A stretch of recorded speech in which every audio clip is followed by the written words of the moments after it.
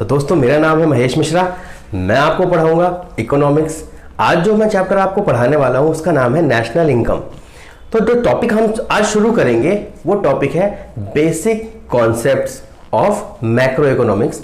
मतलब national income करने से पहले हमें कुछ बेसिक कॉन्सेप्ट पता होने चाहिए। तो नेशनल इनकम के जो बेसिक कॉन्सेप्ट्स हैं उनकी तरफ चलते हैं, टाइम वेस्ट नहीं करते हैं। तो सबसे पहले हमें जो नेशनल इनकम पढ़ने से पहले समझना जरूरी है वो है what is the meaning of domestic territory of economy. इसको हम इकोनॉमिक टेरिटरी भी कहते हैं, तो दोनों नामों से इसको जाना जाता है, domestic territory and economic territory.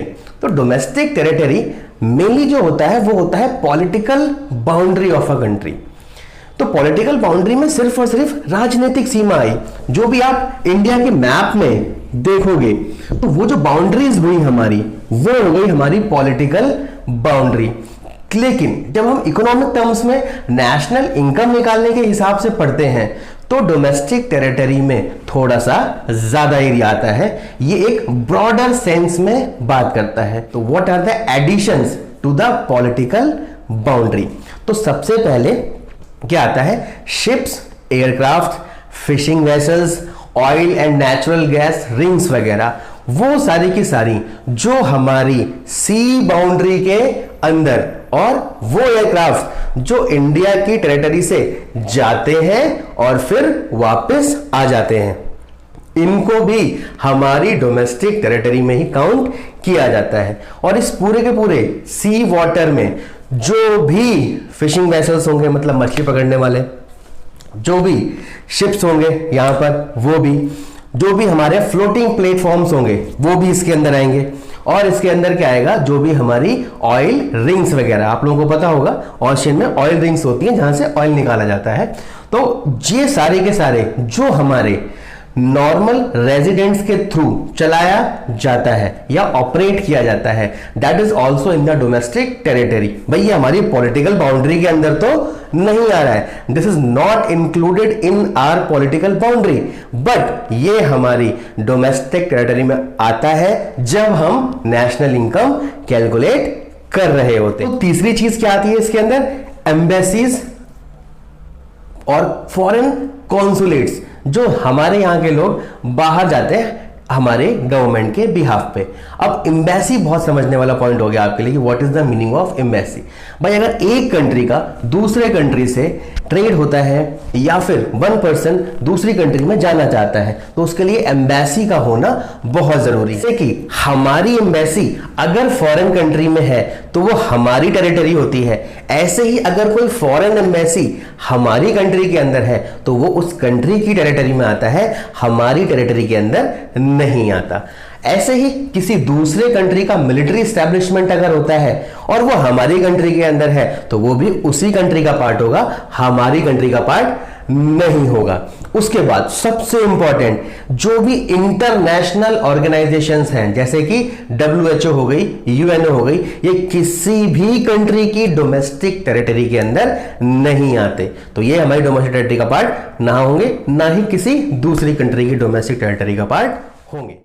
अब भाई एक वर्ड का हमने इस्तेमाल किया था कि fishing vessels, ships and aircraft operated by normal resident. तो नॉर्मल रेजिडेंट क्या होता है भाई?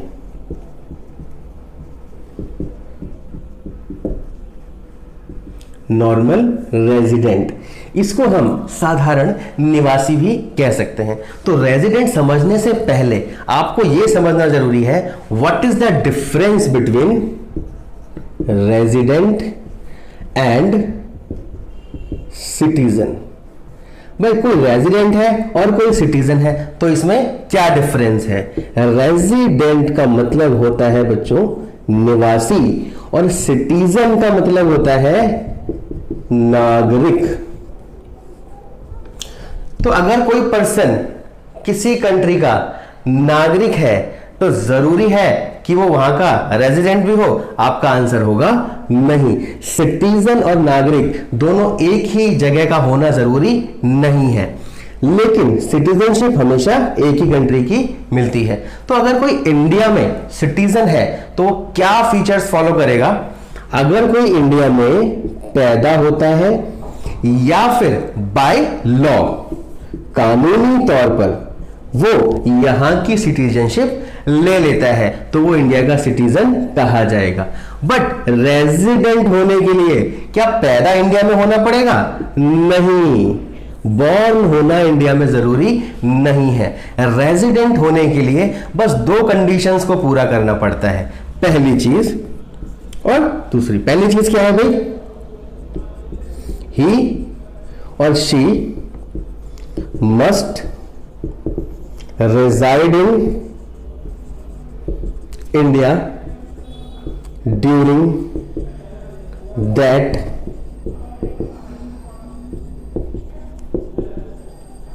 फाइनेंशियल ईयर, कि वो इंडिया में उस फाइनेंशियल ईयर में रहना चाहिए। और दूसरी बात, जो उसका सेंटर ऑफ इकोनॉमिक इंटरेस्ट है, सेंटर ऑफ इकोनॉमिक इंटरेस्ट है, वो उसका हमारे ही कंट्री में लाए होना चाहिए। Centre of economic interest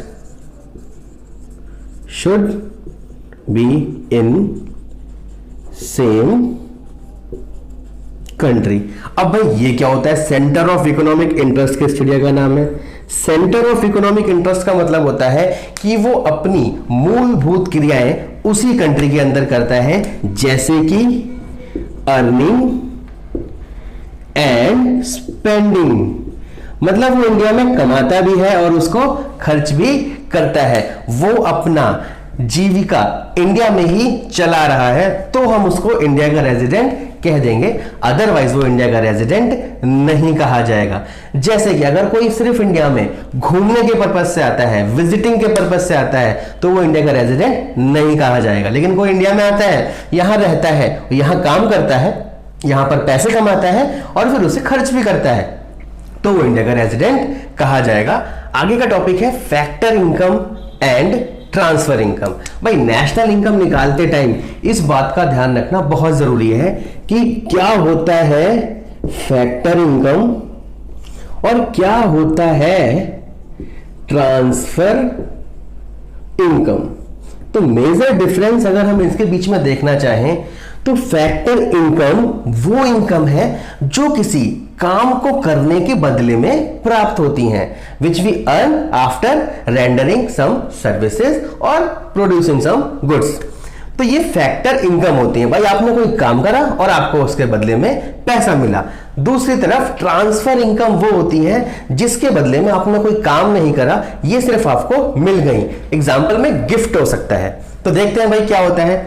factor income 2 sided होती है, 2 साइडेड। इसको आप बाइलैटरल इन नेचर भी कह सकते हो। जब एक पर्सन दूसरे पर्सन को कोई सामान देगा और उसके बदले में उसको पैसा मिलेगा या फिर सर्विस देगा और पैसा मिलेगा। जैसे कि मिस्टर ए ने मिस्टर बी को गुड्स ट्रांसफर करे और मिस्टर बी ने उसके बदले में मिस्टर ए को पैसे ट्रांसफर कर दिए। That is called factor income on behalf of A. A को सामान देने के बदले में पैसा मिला। जो ट्रांसफर इनकम होती है वो होती है 1 साइडेड, मतलब एक तरफ से जाती है लेकिन दूसरी तरफ से कोई सर्विस या फिर कोई सामान नहीं आता। फॉर एग्जाम्पल मिस्टर ए है, इन्होंने बी को, जो कि इनका बेटा है, पॉकेट मनी दिया। आप लोगों को भी पॉकेट मनी मिलता होगा। मिस्टर ए ने मिस्टर बी को, जो कि उनका बेटा है, पॉकेट मनी दिया, भाई अपनी जेब खर्ची के लिए पैसे। उसके बदले में बी ने मिस्टर ए को कुछ भी नहीं दिया, तो इसे कहते हैं ट्रांसफर इनकम। और क्या एग्जांपल हो सकते हैं? इकोनॉमी के अंदर जो भी ट्रांजैक्शन होगी, कंजम्पशन की, परचेज की, सेल की, वो सब की सब फैक्टर इनकम का एग्जाम्पल है। ट्रांसफर इनकम में क्या क्या आ सकता है?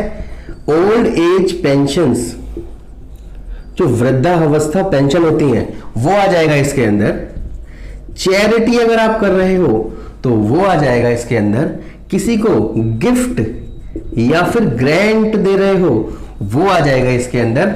ऐसे बहुत सारे पॉइंट्स हो सकते हैं जिसमें आप काम कर रहे हो लेकिन आपको उसके बदले में कुछ नहीं मिल रहा है, या फिर आपने पेमेंट दी लेकिन उसके बदले में आपको कोई सामान या फिर सर्विस नहीं प्राप्त हुई तो वो ट्रांसफर इनकम है और ये फैक्टर इनकम है। एक और खास बात, अब क्योंकि हम नेशनल इनकम पढ़ रहे हैं तो इसका पर्पस क्या हुआ, हमेशा याद रखना कि factor income are included while calculation of national income, while calculation of national income.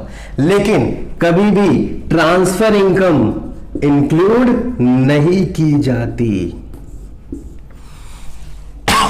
Not included.